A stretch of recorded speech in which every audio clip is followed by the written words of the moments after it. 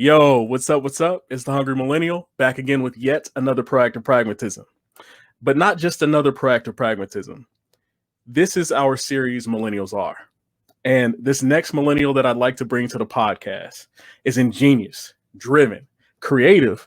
In fact, he's so creative that he's almost at 1 million views or 1 million followers. Like, I'm not really big on the TikTok thing, but once we bring him on the podcast, he's gonna be able to run us down and kind of give us some tips and tricks, and we'll be able to figure out who is behind the man. So, without further ado, I'd like to introduce to you Anthony Laster.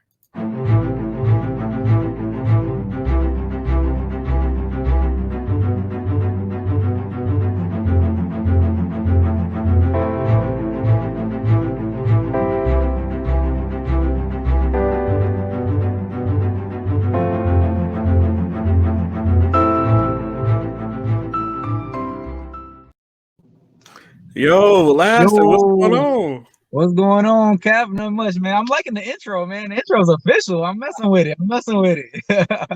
I want to make all my guests feel lavish because that's the experience that you want on a podcast. Like, that type of experience, it means more to people than you will ever know.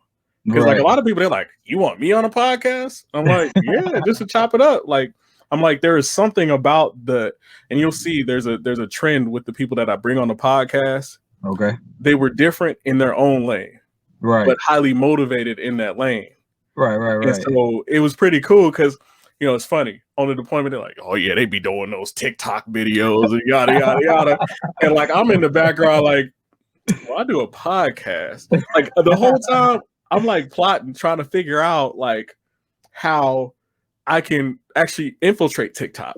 That's been like a big thing of mine, but like I don't know. It's just hard to push motivation on TikTok without being cliche like everybody else. Right. So first of all, can you give them a little bit of background of who Anthony Laster is and where you from and where you come from? All right. Well, like he said, I'm Anthony Laster. I was born in Chicago, Illinois. I was raised mostly in Rockford, Illinois. And so I spent most of my life out there. It's not too different from Chicago.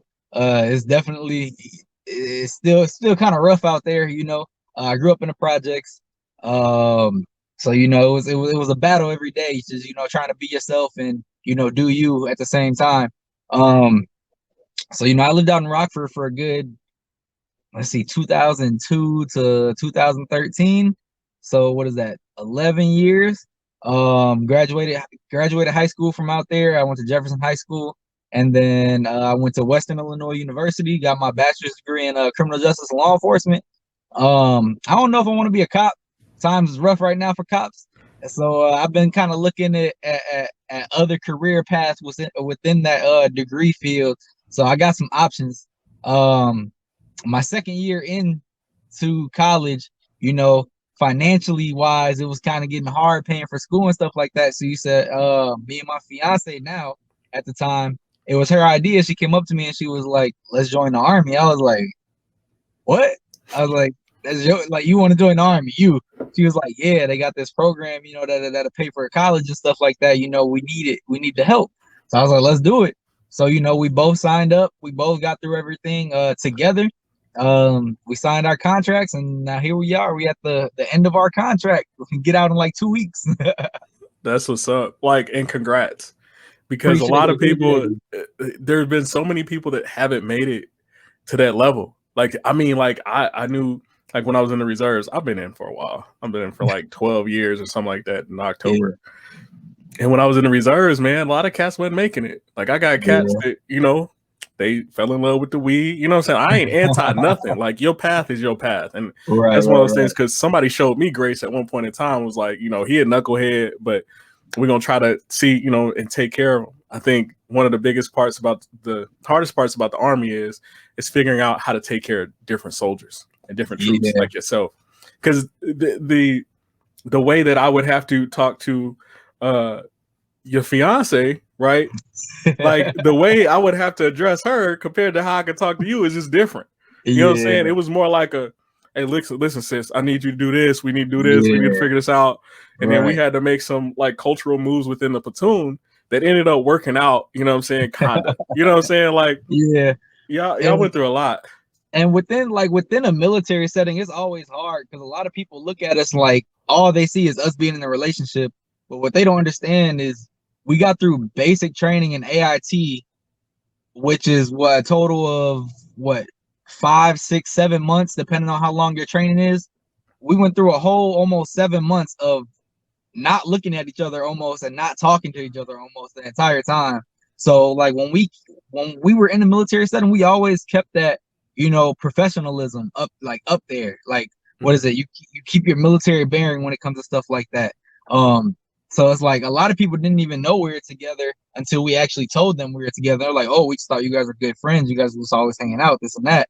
And I'm like, yeah, but like in a military setting, once people find out that you're actually in a relationship, that's all they see. They're like, oh, they're together. They can't be together in a military setting because that's gonna mess up X, Y, and Z or something like that. Mm-hmm. But before you knew about us, everything was fine. Like Yeah. Well, and I think that's the hardest part is once I figured out that, from a leadership standpoint, I could use that as a benefit to get right, things done and to work things out, and right, like understood what it really was. Because as leaders, we can hypothesize and like think, oh yeah, this and this, and we would like this in a perfect world, but there is no perfect world. Like you given yeah, the variables that you got, and right. I really do appreciate you, helping, what I'm saying, throughout the platoon, and going above and beyond when I needed you to. There No, for sure. wasn't a time that I could talk to Laster and be like, hey, Laster, I need you to do this. Like you might complain. Like everybody complains. Yeah, You're like, I really? think I think I Really? think complaining at an enlistment while you're an enlisted, you can complain. Like Oh yeah. that's part of the job because obviously you ain't gonna like what you getting told to do all the time. But like as long as you getting that job done and the job is getting completed, that should be the icing on the cake at the end of the day. I've always been the person, I know the job has to get done so we can be done. So I'm always gonna hop on it. Like if you tell me to move this rock from point A to point B and back to point A, I ain't gonna like it. I'm gonna complain. But if that's what I gotta do to get done for the day, I'm gonna do it. You know what I'm saying? Well, once I realized if I take a soldiers really don't care about pay. Because when they deploy, they like making a bag that they wouldn't making back home. For You know real. what I'm saying? And it was like, but that goes out the window real fast. I want to privy Yeah. y'all listeners. Ain't nobody in the military rich now. No, not at And all. all the sacrifice is a lot of times those dollars don't really add up to the sacrifice you got to give away, missing birthdays, having your birthday overseas, being in the heat, 130 degrees. Like people look at me today, like at work, and I'm move this box, pick it up. You know what I'm saying? Like they're like, hold on, why ain't he upset, crying? You know, like I keep the stoicism face. I'm just right. you know how I am. I'm like, No, for real. Like when we was deployed, sometimes I'll look at you like I'll look at him and be like, is he happy? Is he mad? I don't know what's going on. And then I hear you talking. I'm like, oh, he in a good mood today. He good. You know what I'm saying? Whereas it's like you always just kept like that straight face no matter what was going on. Like even when you got like crap thrown at you from a leader standpoint coming down from the chain of command, like you would take it, and some of us wouldn't even be like, it was like, is he mad about what's happening or what? So you just told us what we had to do. We tried to get it done to the best of our abilities, but you always just kept like a straight face about everything. So well, and the thing is my thought process with that was always they go low, we go high. Right. Okay. So even if I felt like a commander or somebody, or that's not like specific to any particular commander because we worked with a bunch of them, right? Yeah. Like even if I felt somebody was being a little bit petty, like I had to detach from it and be like, you know what? Me having a bad attitude and not owning this situation is not going to make it better. Because by the time it gets to Laster, you know what I'm saying, and his fiance, oh Lord, like this is just. We had that. I know. As soon as I say this, you already gonna know. At the beginning of deployment, the first month and a half. That's you know who I'm talking about. Yeah, nah, we ain't even gonna go there. Remember, they go low, we go high. All right, I'm gonna go hide in right because now. even after that changed, and this is between me and you, and I guess listeners, whatever. Even after that had changed, I was still hearing stuff about me while we were on another base. Really? Like literally, like the commander would come out there and be like, "Oh, they said this, this, and that," you know what I'm saying, about you and how you was doing, and you know how Cap rock, you know what I'm saying? Like I literally lights out. I'm in, you know what I'm saying, in my barracks. You know what I'm saying? Working on the next day. You know what I'm saying? Coming out in the boonie cap the next day. Make sure we, you know, doing on our P's and Q's. And I would fight for any one of y'all. Like even that person at that time that was giving me so much slack, I would go above and beyond because I know that that's how life works. Right. If you treat people right, even when they treat you wrong, like you're gonna be all right. So anyway, we kind of getting deep in the weeds and chopping up about the deployment. Man, that was rough. That was a long time. So that was a big chunk of our life right there. That was a whole year taken away. You know what I'm saying? You know? So the tie-in. So how did you get started on TikTok? When did you get started on TikTok? And like, what inspired you to start posting? All right. So basically, it was on the deployment. Like before the deployment, or even at the beginning of our deployment, I looked at TikTok like a children's app. Like I was like, oh, this is for kids. You know, people on there just doing all these corny dances and stuff like that. I'm like, I'm not rocking with that. And then one day, it's like, as soon as you start watching videos that kind of pertain to like your interests, it's like they start showing more of those videos to you. So it's like at first when I got on the app, it was like showing all the kiddie stuff, the dances and the jokes and comedic side of TikTok. But as soon as I liked one video that interested me, they started showing me more of those, and that just got my attention. So I'm like, oh snap! And me, I like to eat, so that's not even what started me off on TikTok. One day, we were running the mission where we were in we're in Camp Buren, right? Mm-hmm. Yeah, we're in Camp Buren, and I think we had an off day because the mission got canceled or something like that. So I went for a run. I threw my vest on, and you know I'm just running. I think I ran like 3 miles or whatever, and I'm dying at this point. And then I the vest at the time that we had a quick release, so I was like, oh, let me record this real quick. I'm just gonna record it, you know, for personal use and show some friends how cool it is or whatever.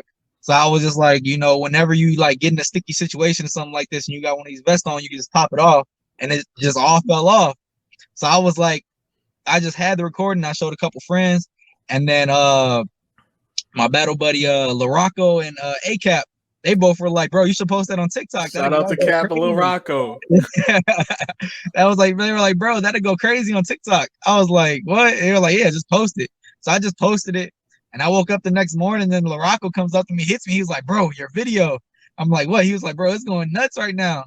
I'm thinking, you know, it's gonna have like 1,000 views or something like that. It was at like 1.5 million views, and I was like, whoa, what's going on? So, you know, after that, you know, after you get one video on there blowing up, you kind of want to chase that clout, you know what I'm saying? Kind of make a name for yourself, you know? So I just like started doing a whole series, and like people were asking me like how the vest works and stuff like that. So, you know, I did that. And then one day, you know, I got an MRE, and I was just like, let me show them what an MRE is. And then that blew up. That got like 16 million views or something like that. And that's what really took my account up to that next level. Hold on, let me go grab some MREs real quick. Like this how you put the cheese on a cracker. No, for real. And my signature thing was like, I hate the cheese spread that comes in the MREs. So every time I got it in MREs, I would punch it. And like it'll just fly out of the camera, and people would eat that up. So it was like, you know what I'm saying? Like, that's lit. Like to a civilian coming from like a military standpoint, they don't know what MREs are unless, you know, they've been in like a catastrophic event where, you know, the military had to get involved or FEMA had to get involved. You know, they issue them out to people for food, like Hurricane Katrina and stuff like that. But I mean, like, they don't know what that is. So seeing stuff like that from a military standpoint, it's interesting to them. So they just ate it up. So I just kept the ball rolling, you know. So eventually, you know, I just got up there in the followers. I had like 100K, 200K, 300K. And then like now I'm sitting at like 825K. I'm almost at 1 million. That's the next goal, you know. Okay. So I mean, that was just, I honestly, like, I just did it to keep my mind occupied, because it made time just go by a lot faster on a deployment. Because like while we were deployed during, you know, the pandemic, COVID was real. It was real for us because we had absolutely nothing to do out there. Man. So just to keep your mind busy, that was my thing. And cutting hair on the side, like those was my two things that just kept me busy out there and made a little money on the side. So that's real. And you know what? Hey, listeners, shout out to Laster because he held me down while we was over there. Like now I got a lot of clippers. Like I keep, you know what I'm saying, a lot of on point. You see that? Yeah, for real. I done got better at fading, you know what I'm saying? So I would get a text like the day before admission, and Cap hit me up. He'll be like Laster, get to my room now. I'm like, all right. I come over there. He was like, "You line my back up," and I'm like, "Oh yeah, for sure." I'm thinking, you know, I'm in trouble, or are you not going on a mission tomorrow, or something like that. But I was just like, he was like, "Can you hit my back up?" I'm like, "Oh yeah, for sure." Then you know, we chop it up. I'm trying to give him some tips and stuff like that. And then eventually, he got his own arsenal going. And I walk in the room. I walk in the room one day. He got the mirror. He back there doing his own thing. That's live.com. That's actually awesome. Like you just never know like how you affect change in the world. Cause like I still even got the USB boys that you know what I'm saying, put me on. I still got them, you know what I'm saying? And like I cut my nephew the other day and like I was like, man, I should have brought them little USB joints. You know what I'm saying? Cause he got sensitive hair, you know what I'm saying? Yeah. And so, but that's huge because so like didn't the other day, didn't you mention something about wanting to start your own shop? Oh yeah, actually I was Have you talked to Swag? I didn't you know, I've been knowing Swag since I've been in the military. Like he was one of the first people I actually got super cool with when like first coming in. He was at the 444 and that was my first initial unit. And when I met him and you know, I was interested in cutting hair at the time. So I always just chop it up with him. So I've always already mentioned like opening up a shop like that. But as soon as I get my my coins right, I'm gonna look into it a lot more, and I'm definitely gonna hit him up because I'll definitely need a partner or two to help me out with that stuff. That's real. Hey, you might want to, you know what I'm saying? You're gonna be out. You might want to holler at your boy too. You know what I'm saying? I might it's like, you know, I got this next deployment coming up, so I'm like figuring out like I actually literally like I think it's awesome that you guys have a vocation like being a barber that is a vocation. Yeah, no, for real. And like I want to stack my bread, save my bread, and actually go to barber school and go to car detailing school. Right. So while I'm not, guess what people like to do? They like to drive nice in their whip, and they like to be fresh when they pull up the honeys. They lower down that window that's tinted, stick their head out like, "Hey, sweetheart," you know what I'm saying? And so I used to detail too, like straight out of when that was my job in college. I had two jobs when I was in college. I worked at a restaurant, and then before that, I worked at a dealership. I worked at a Ford dealership as a detailer, and I was strictly in charge of all the sports cars. You know, I had like any sports cars that came in used. So I worked on like Corvettes, like, you know, they had like SRT stuff like that come in, and the Mustangs. So I like detailing is nothing new to me. I love detailing.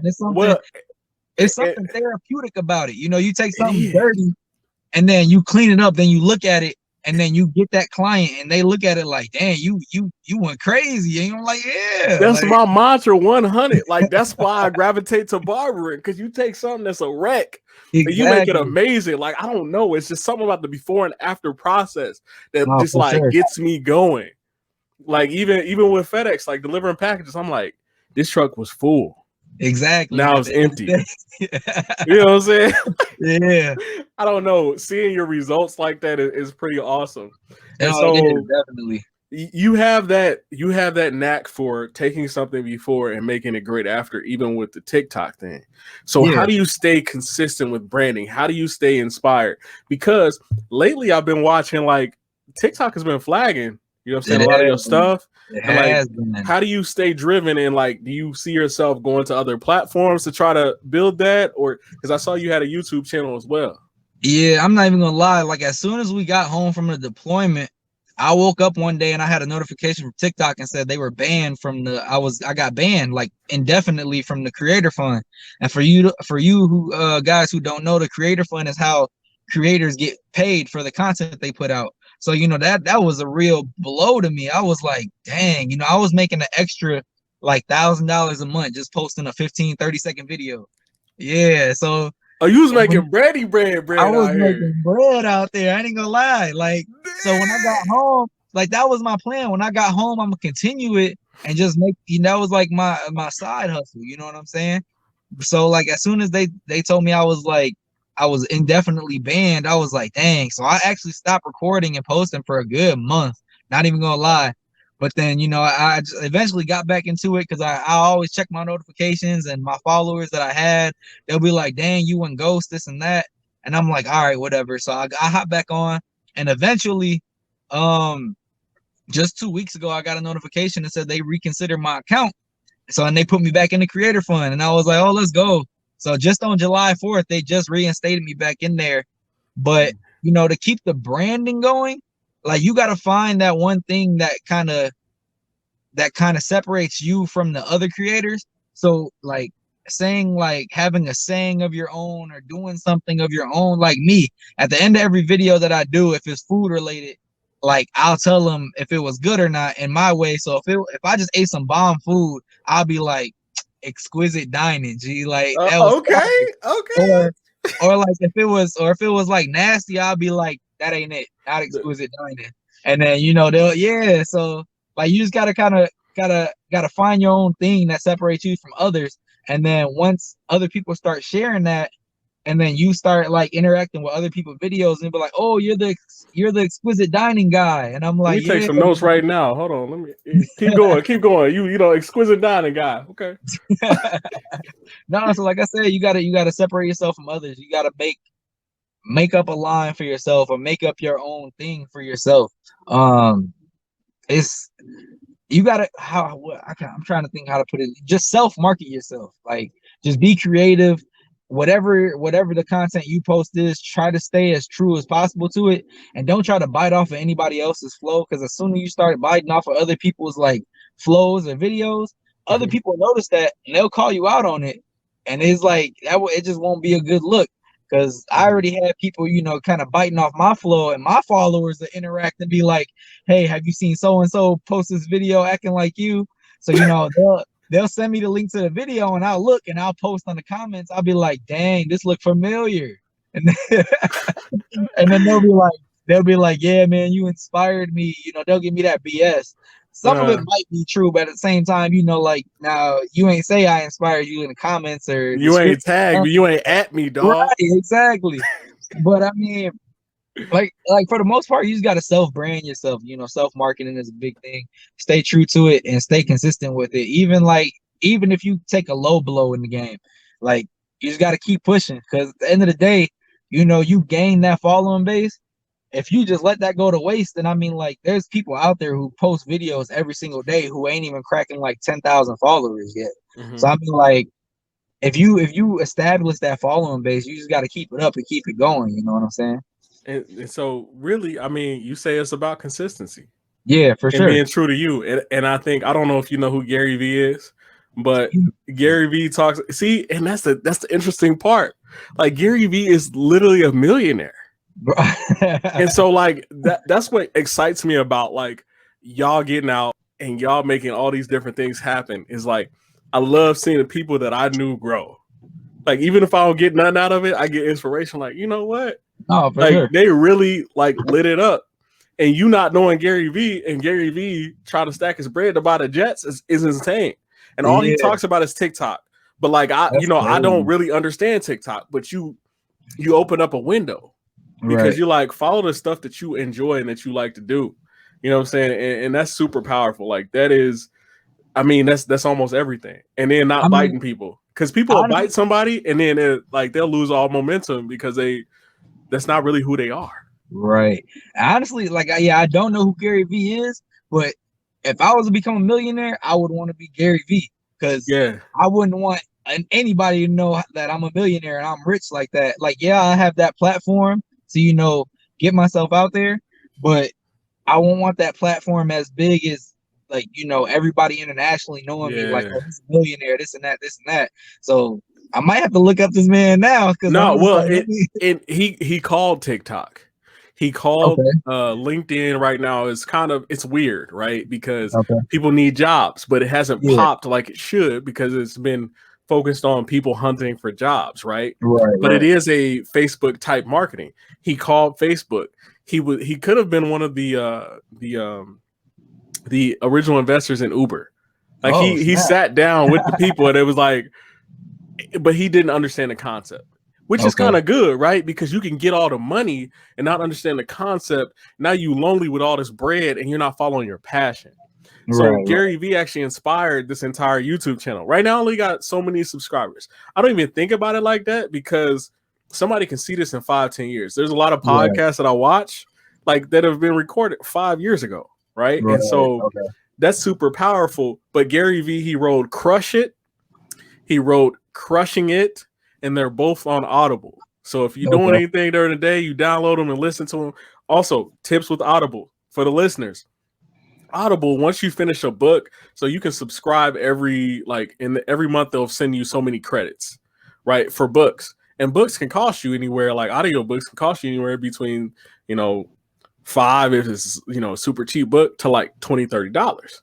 Right. But if you subscribe every month, now you got all these credits built up and you can listen. Because I'm a better listener than I am like a reader. It Oh, takes that's a lot. definitely me. I hate reading books. And yeah, and so shout out to Audible, y'all getting this free plug. You know what I'm saying?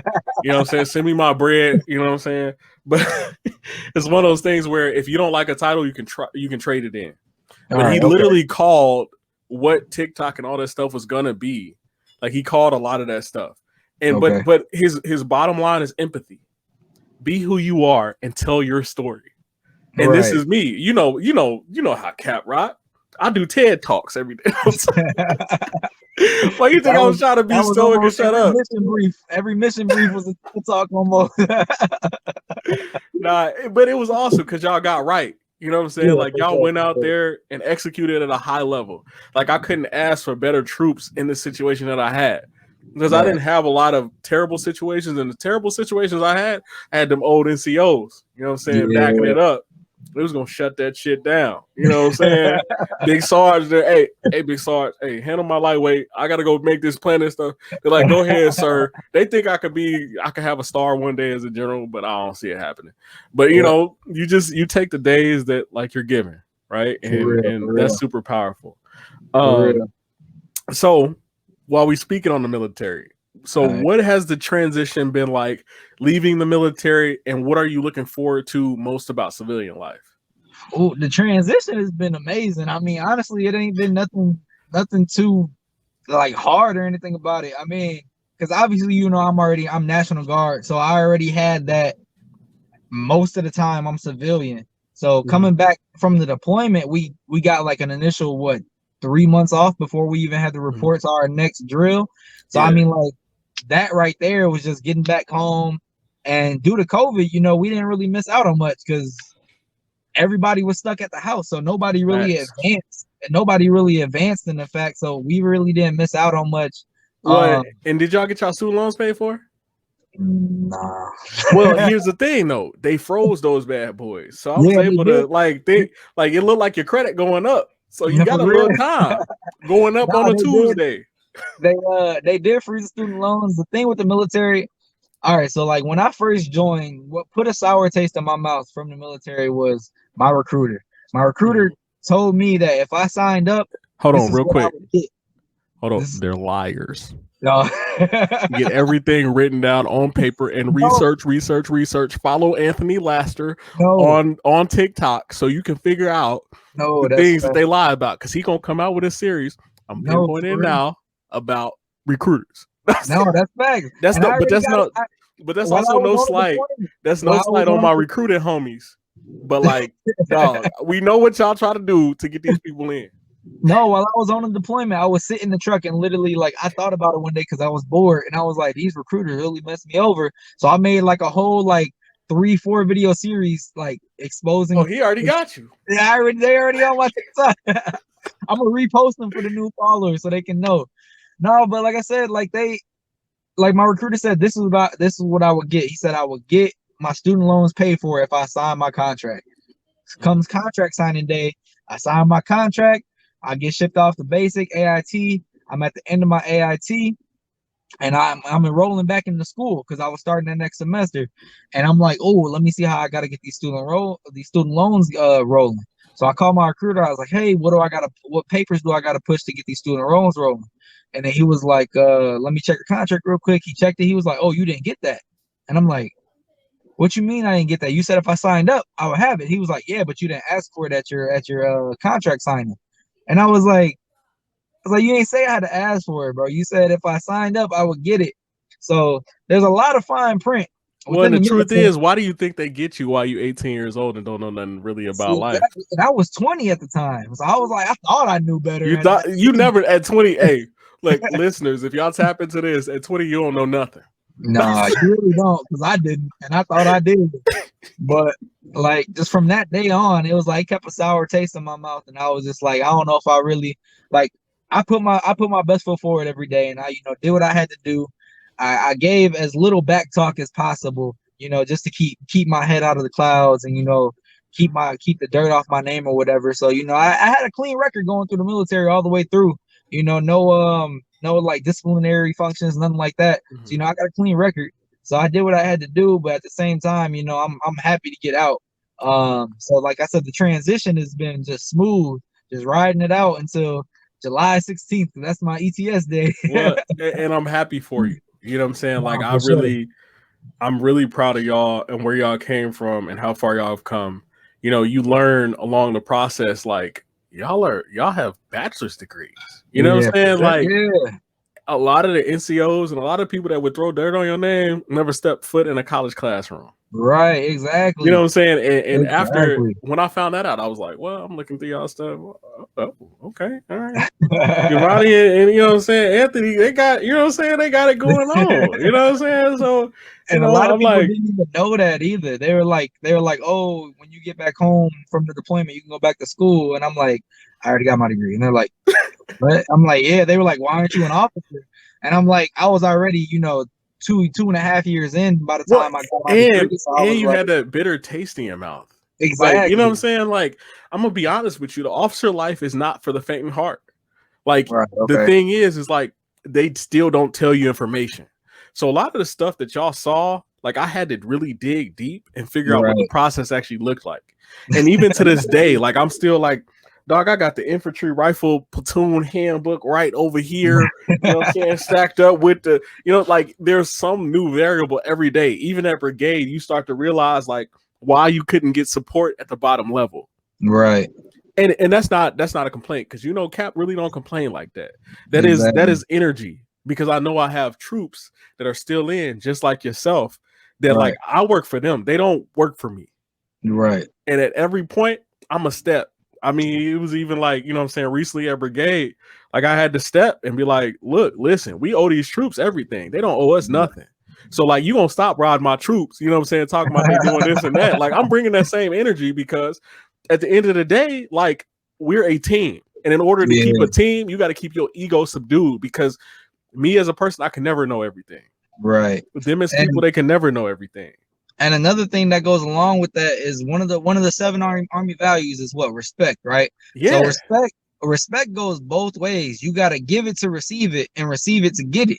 And what a lot of leadership do is like, once they get that, that NCO, or they get that CO spot, they're like, oh, I'm above them, so I can like, treat them like crap now. That's not how it really works, because once you get in that spot, it's more giving more respect than receiving it. You know what I'm saying? Yeah. And that's what a lot of NCOs like get twisted. They're like, oh, since I have this rank now, I can disrespect all I want to, but still receive it. I'm like, which is wild, because here's the thing is like, even when I was a general manager, because I've always been like a go-getter, you know what I'm saying? Right. So, Jimmy John's, like they taught me a system and everything, and I rose through the ranks. And like I was a training manager, I used to train people how to run stores, stuff like that. They had a GM that they wanted to get rid of. You know what I'm saying? He was a good guy, but he didn't have that heart no more. But I didn't understand why he didn't have that heart. But he was being crushed by higher leadership that didn't understand the dynamic at the lower line level. Because as much as you can build an organization, you can tear it apart once you get to a point where you got a yacht, and you No, got, for you know what I'm real. saying, you going Because on at that hunting point, trips in the Sahara. you taking all your focus off of that goal at hand, and you just start doing you. But at the same time, you know, you got responsibilities that you still got to take care of. Well, and that's tough, you know what I'm saying? And so, you know, I rose up but you have the same, like that same mantra. It's not just in the military. Like people are chasing rank, like even in management, even at, you know what I'm saying? They like, well, and like I had an ex-girlfriend, like really, really hard worker. Shout out to her. I ain't gonna say her name, but really, really hard worker. But she moved to another contractor, you know what I'm saying? And she was like, it's gonna be sweet. I'm management now. But like she didn't have people like I had around me. Like, you know what I'm saying? Like, shout out to like a lot of African American NCOs who looked out for me and who came to me, Hispanic NCOs, minority NCOs, and was like, this ain't the move. No matter how you feel slighted, you still have to be professional. You still have to do what you need to do.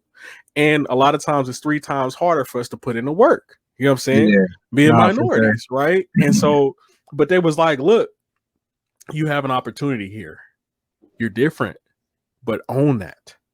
Be weird, but be on top of your information. Like, shout out to Sergeant Butler. You know what I'm saying? Like, we had a lot of heart to hearts. Like, some of the stuff I didn't want to hear because he cocky, man, but he know what he talking about. He does. Like, he does. Sergeant Butler wouldn't say cocky; he'd say confident.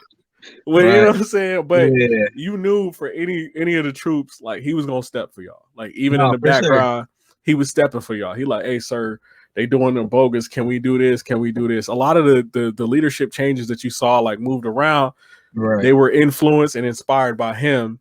And then, you know, I'm listening to a bunch of other NCOs, how they feel about certain things. And I'm like, you know what is the best way that we can mold this and move this? But like, I think it's important that you spoke on the truth of like toxic leadership, because if there's a problem, that means we can fix it. And one thing that I saw in your face in the beginning was when we would do like AARs, which are after action reviews, you would be like, they ain't gonna listen anyway. Okay, why am I going? You know what I'm saying? And then I'm like, you know what? I'm gonna take this note down, and now I force y'all to get notebooks and write stuff down. And we started implementing and started changing some things, and you know, we eventually reduced our numbers on the border because there was no point of all of y'all being out there in that heat. So we created rotation, right? Yeah. But those are the innovative things so we have to go from, in the military, we have to go from like, you know, a straight hierarchical thing to like, you know, we have to move out of the mission command thing. You take the order, you do this. Like, I want my troops, if they see something, if we say we got to take a village or take whatever, take a mountain, take a hill. If they see that there's a better opportunity on the next hill, I want y'all to communicate that up. See, but and like, the only way, go ahead. Like one of the all right, so getting back to the fact of like what's one of the things that, you know, I'm looking forward to, like getting out of the military, like is just being able to have more of a voice, you know what I'm saying? Because while you're in the military, like you said, you want your troops to communicate to you. But another thing is, like, when you're in, you can't really question too much. Well, and you can't trust. And here's the truth: you can't trust everybody that you communicating with, because we knew how them snakes was. DMX spoke on this before he died. He was like, "Trust a snake to be a snake." Exactly. So, like, when it comes to like the mission stuff, and be like, you get this put out, like, you guys got to do this. But like, why do we got to do that? Oh, that's like that's above your pay grade. You don't need to know that. So you putting us into a situation where we don't fully know what's going on. We just know we got to get the job done.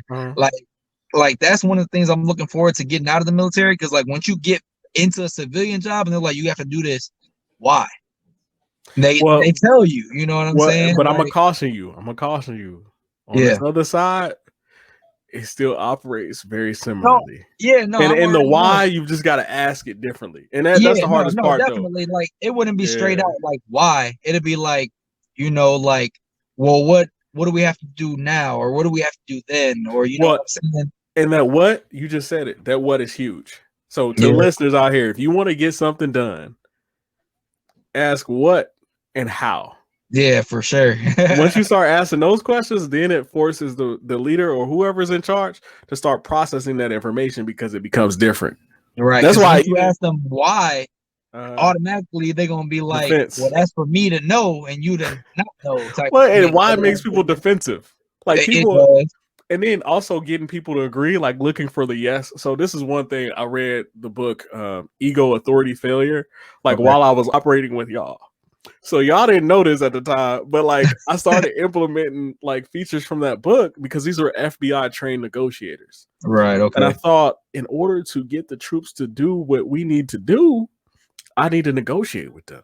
Right. And so I started asking how you think you could get something done. Okay. Instead of telling you exactly what needed to happen.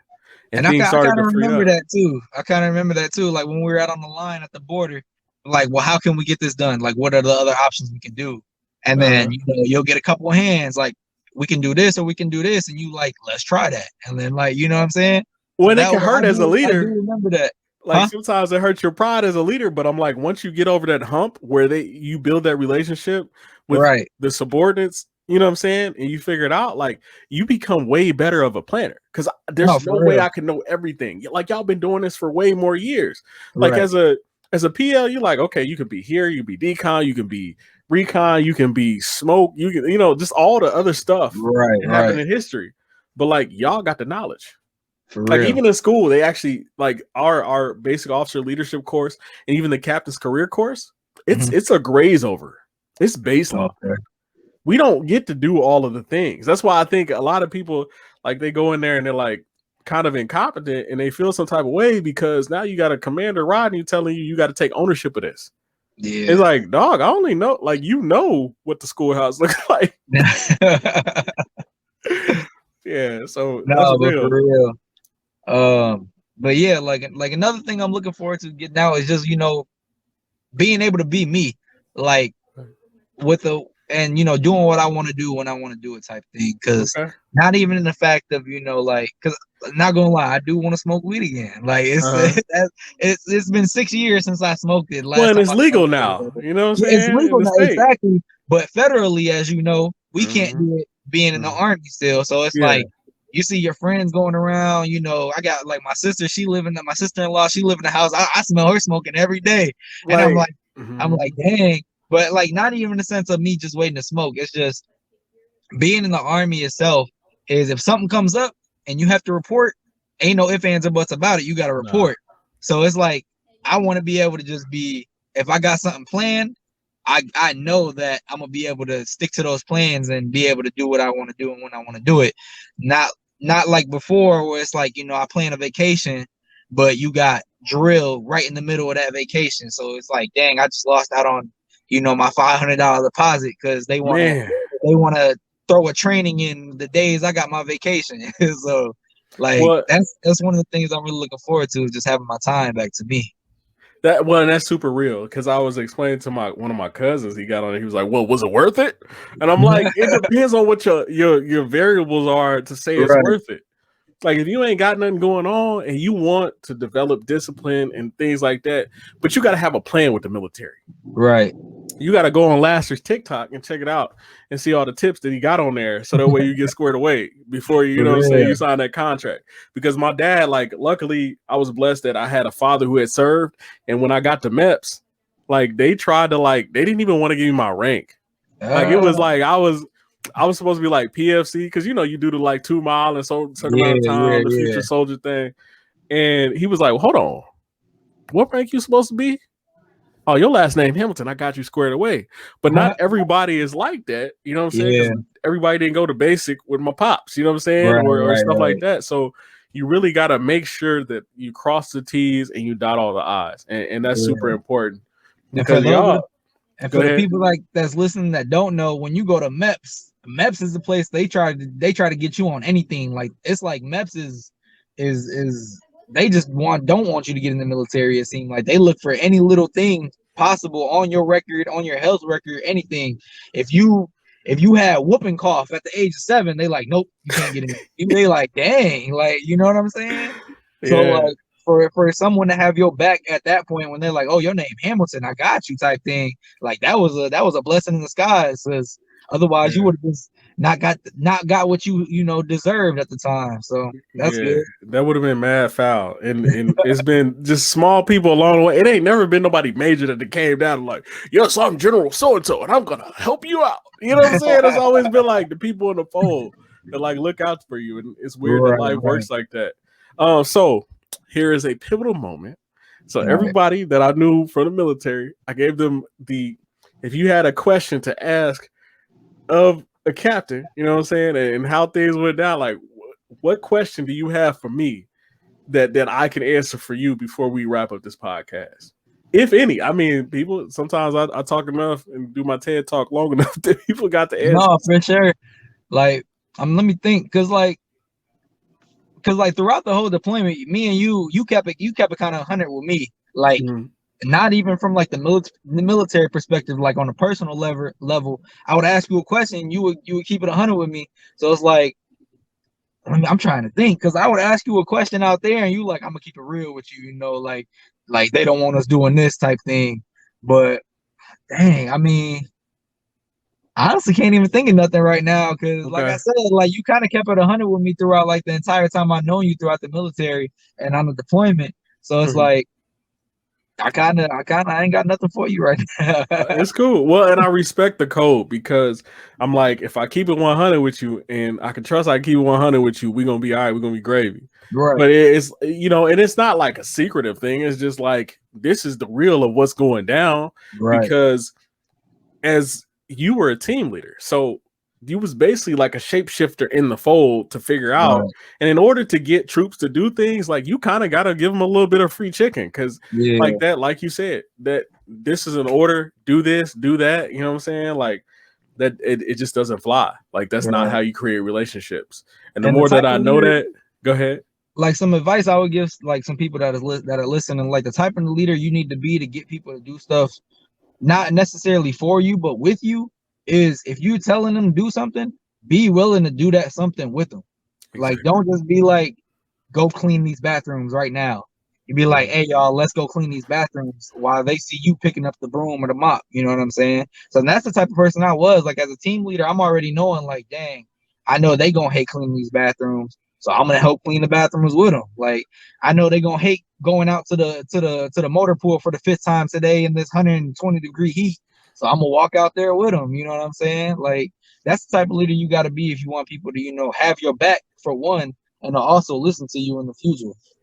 Yeah, and that's totally real, because even at the brigade level, they be looking at me like I'm crazy because they see a captain on the back of a truck moving boxes and moving things. My thing is the troops just don't move like they used to when I first joined. And can I blame y'all? I can't blame y'all. I can't, because you got a bunch of leaders that are not infiltrating and they're not moving, you know what I'm saying, with y'all. Right. They're not showing y'all how to do anything. Like, it used to be tell, show, do. You know what I'm saying? Not tell. Like, how you gonna get mad because you ain't got enough food and you're a major? Like, I'm like, okay, like, cool, like, that's okay. Like, I get what you're saying, but like, you should probably have enough emotional intelligence, like, to speak on that in a more intelligent way and understand that you're talking to somebody that gets paid a crumb compared to what you're getting paid. Yeah.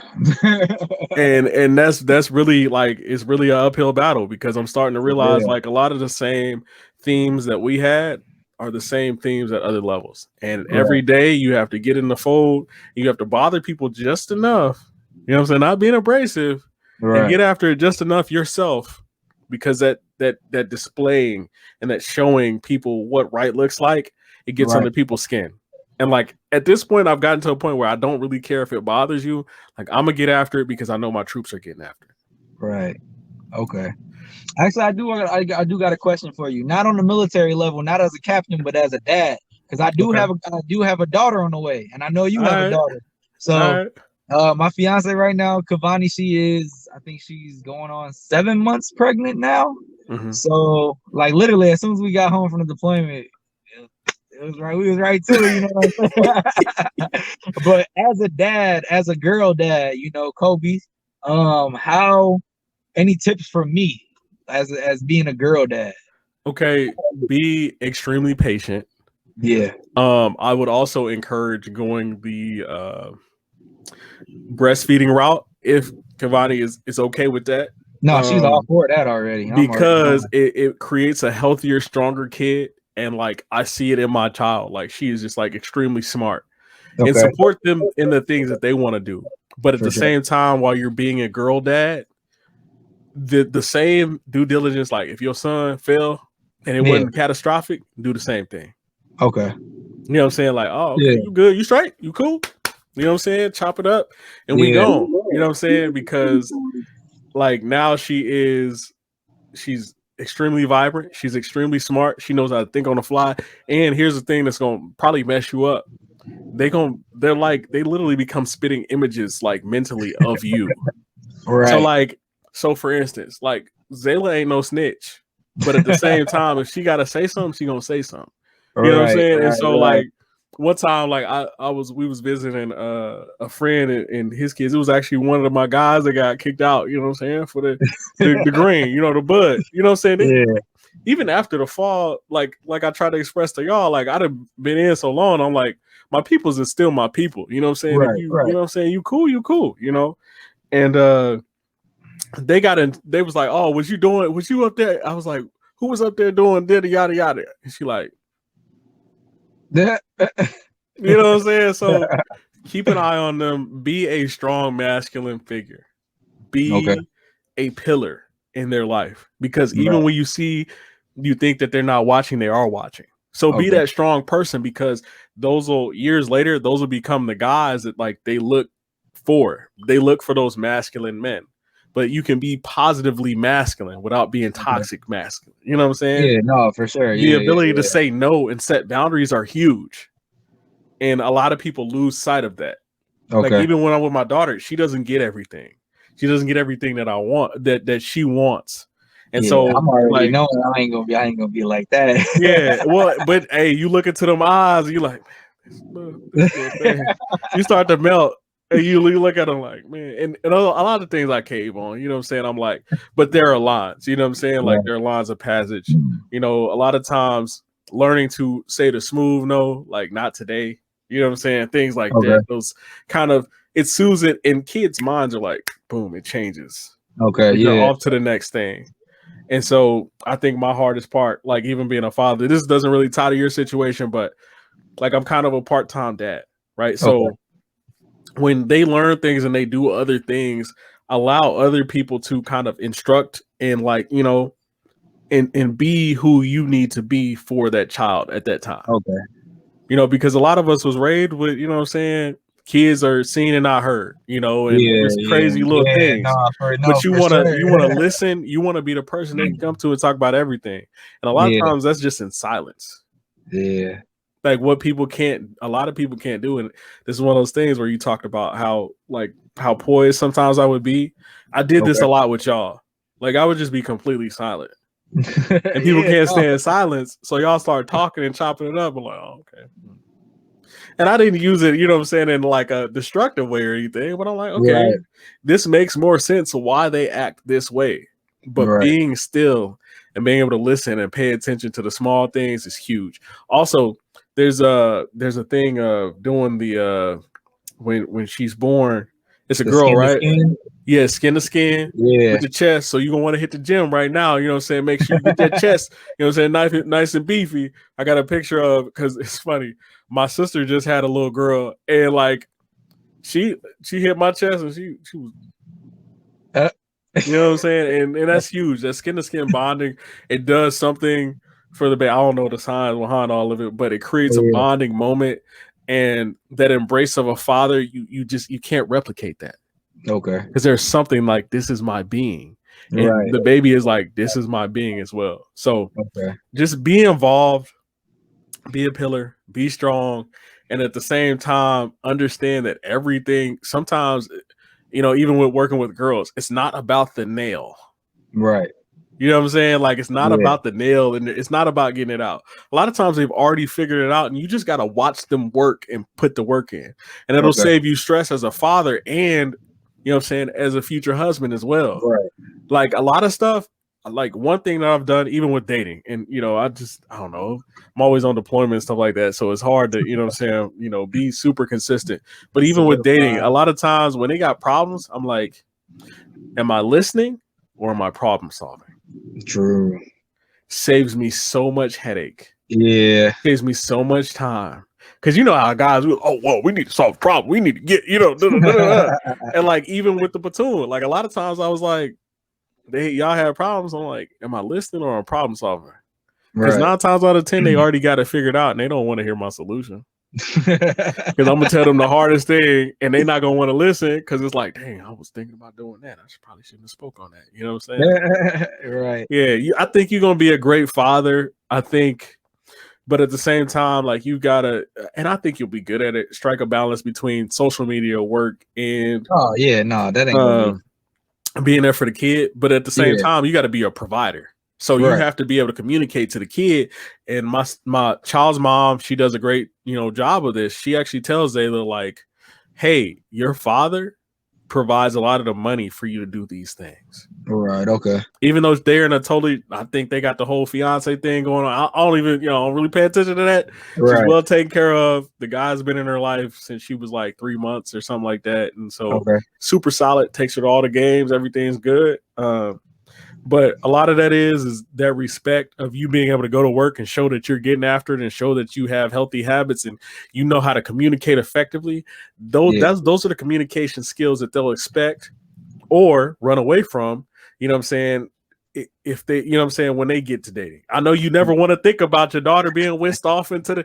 I don't want to think about it either. Knowing, man. But I'm a pragmatist. You know what I'm saying? So I'm like, look, it's gonna happen. It's gonna happen. Like I'm already knowing. Like even if you try to prevent it, like ain't no preventing. It's gonna happen one way or another. So as long as you support it, I'm already knowing. As long as you support it and you teach her what's right from wrong. The rest is kind of on her to be safe and do what she need to do. And then you be there as the pops. You be there as a rock. Like, I know that was dumb. Now we got to figure out this and talk to it. You throw out them seeds of wisdom. If they don't water them, that's on them. You know what I'm saying? Right. But we just got to be there and be ready to catch them when they fall. Right. You know what I'm saying? We don't ask for a lighter load. We ask for stronger shoulders. For real. So anyway, I appreciate you coming on the podcast and no problem. Thank you for having me, man. It was good talking. Nah, it was dope. Like I was like, that's how I was like, man, he getting out soon. I could probably, get him on the podcast. We could chop it up. And like I think a lot of people, like their leaders don't really get to sit down and talk to them and see what it was like transitioning. And I appreciate you dropping a bunch of gems. You know what I'm saying, to other leaders that might pick up on this video, like, hey, you just need to listen to the troops. This is what you need to do to not be considered a toxic leader. And at the end of the day, you're never going to be perfect. But it is what it is. You got to try. Right. So, and one of my one more thing, like one of my like all-time like role models, he was my men's group leader. You said, you ain't never going to be perfect at nothing. Like you just said, he always used to tell us before we left out for the day, he was like, practice makes what? We would always say perfect, and every time we would say perfect, he'll be like, no, but it does make you better. And I was like, he was like, you can never be perfect at anything. So I was like, dang, that's always stuck with me too. Like from this day, since like the 6th grade to now, like I always been like, dang, like that's for real. So like I said, I appreciate you having me, man. It was good chopping it up and everything. Yeah, no, I appreciate you. Ladies and gentlemen, Anthony Laster. All right, y'all.